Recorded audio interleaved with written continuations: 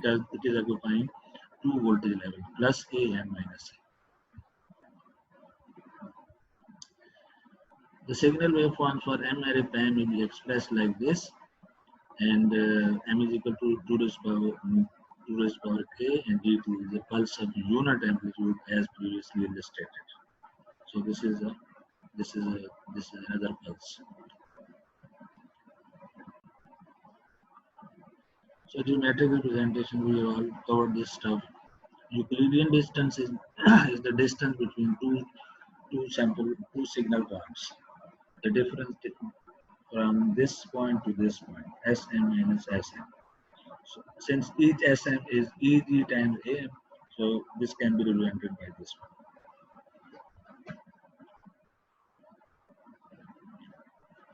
So what is this distance is basically the difference between this point and this one. So D is, so they are all equidistant adjacent signals on a symmetric plane, because it is symmetric uh, around 0.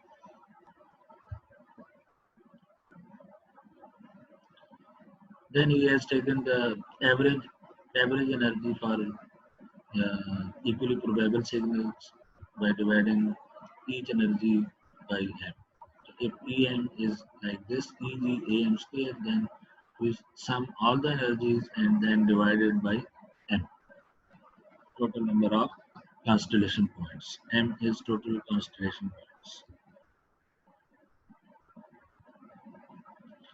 Now the next topic is two-dimensional signal waveforms. Okay, so let me share the chapter of the book.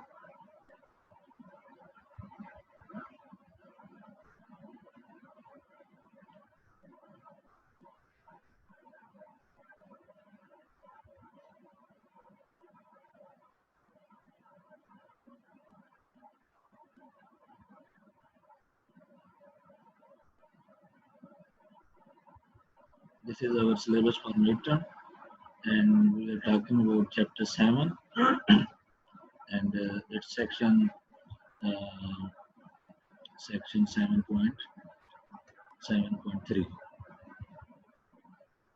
This is our new topic, section 7.3.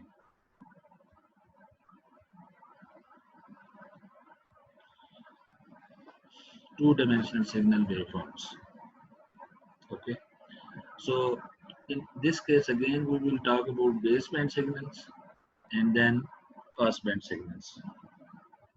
So in section 7.2 we covered basic pulse amplitude modulated signal waveforms. They are one-dimensional signals. In this section we will consider the construction of two-dimensional signals. Okay, let us begin with the construction of two orthogonal signals. Two signal waveform S1 and S2 are said to be orthogonal over the interval 0 to t if this integration is 0. Two examples of orthogonal signals are illustrated in figure 7.12. If you look at this, so these are orthogonal signals. Okay. So if you multiply any two signals and integrate it in the given time interval 0 to t, their output will be 0. This condition will be satisfied. Note that the two signals S1 and S2 completely overlap over the interval 0 to t, while the signals S1 bar and S2 bar are not overlapping in time. Both signal pairs satisfy the orthogonality property in equation 7.3.1, and both signal pairs have identical energy. So their energy of S1 or S2 or S1 bar or S2, they are all equal to A square T. Okay, so for example, A square into T. Just multiply this, square this one and multiply it with T by 2, you will get A square T. Okay, similarly energy for this one. So they are all equal energy signals. Each pair of these signals may be used to transmit binary information. Either pair of these signals may be used to transmit binary information with one signal waveform corresponding to 1 and the other signal waveform conveying the information bit 0. Geometrically, these signal waveforms can be represented as signal vectors in two-dimensional space. So previously we had a single dimension space, now we have two-dimensional space. Okay. So for the case of two-dimensional space, we need two orthogonal basis functions, phi1 or phi2. So this is the case of two-dimensional signal space. So in this case, the signal waveform S1 and S2 can be expressed as S1 in terms of phi1 and phi2, S2 in terms of phi1 and phi2. These are scalar values S11, S12, S21, and S22. So we have now two orthogonal basis functions in case of two-dimensional signal waveforms. So they can be represented like this. For example, S1 is represented by S11, S12, this S11, and S2 is S11 and S12. And their corresponding values are A times T by 2 under root. Okay, because we take this thing and then this. So if you look at this, so this is the x coordinate is A T by 2 under the root. So what will be the vector length? Square this one and then this one and then add. So this is the vector length for the S1.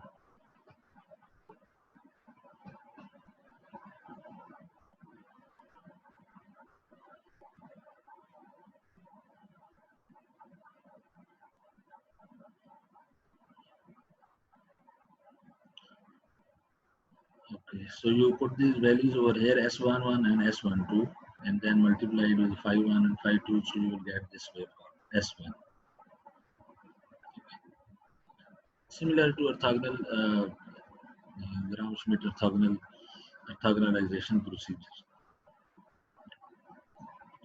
The signal vector S1 and S2 are illustrated in this figure. Note that the signal vectors are separated by 90 degrees, okay, so that they are orthogonal.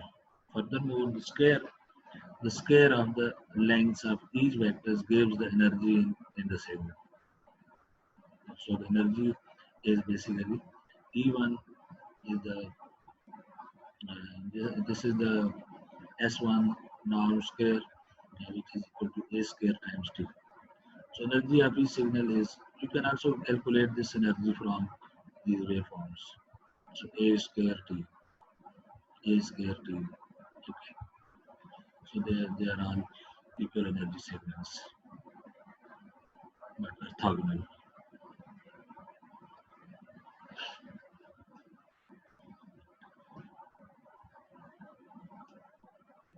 Similarly, for S1 bar and S2 bar, they can be represented by this constellation diagram.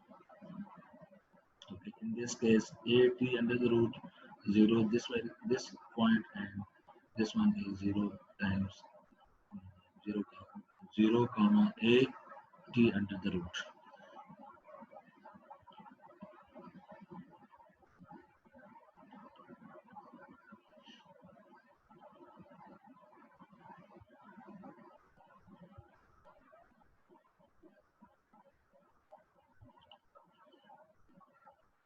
So all the four points, they are mapped over this signal constellation for M is equal to 4 by orthogonal signals. Okay, so they are by orthogonal. S1, S2, S1 bar, minus S1 and minus S2. So the angle between any two pair is 90 degrees. You can see. So they are called by orthogonal signals.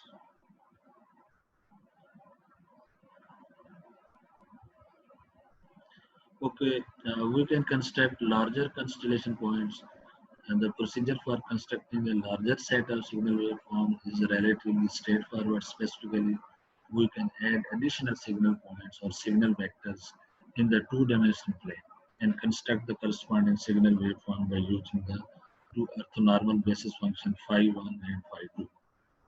So in case of two-dimensional signal, we have now two orthogonal basis functions.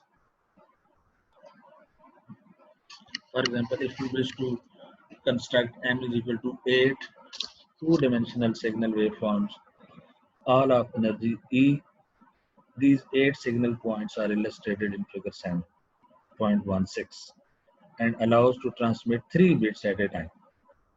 Okay, so we can transmit 3 bits at a time.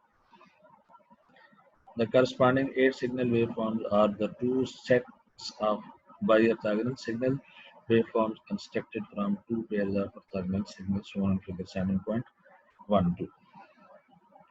So this is the case of m is equal to 8.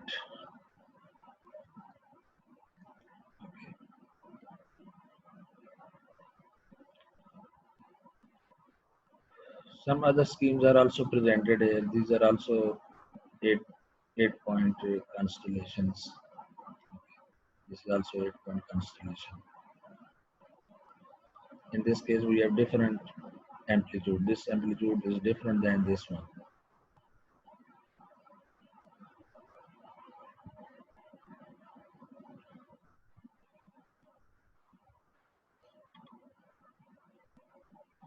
Okay, the next topic is then representing two-dimensional band-pass signals. So in this case, now we are introducing carrier phase modulation. In case of BAM, we recall that band-pass signal waveforms appropriate for transmission of band-pass channels were generated by taking a set of baseband signals and impressing them on a carrier. In a similar manner, if we have a set of M two-dimensional signal waveforms, say SM, where M is 1 to M, we can generate a set of M band-pass signal waveforms. So the only difference is in the SM. SM in this case is now two-dimensional. Okay, SMT is two-dimensional, as you have seen already by using this expression, this one. So this is a two-dimensional because one dimension is along this phi1 and the other is along the phi2. So each SM can be represented by a two-dimensional signal. So to construct band-pass signal, we simply multiply SM to a carrier. Okay, so again we get UM, so SM cosine 2 by FCT, and then we can calculate the energy of the band-pass signal like this one. We have already seen like this. So in this case, the energy of the modulated signal is same as the baseband signal energy.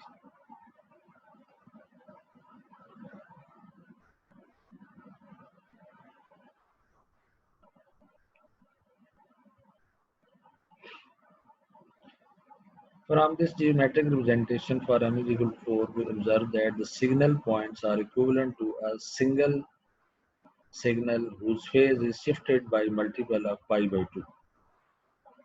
So if we introduce a phase shift of multiple of pi by 2, this is multiple of pi by 2.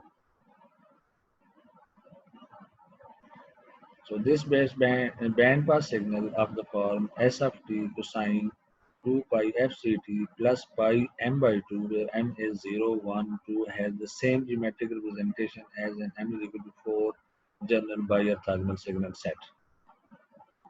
Okay, so we are introducing a phase shift. Therefore, a simple way to generate a set of m bandpass signals having equal energy is to impress the information on the phase of the carrier.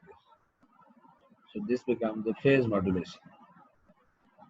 Okay, so the carrier phase is now being changed. Thus, we have carrier phase modulation.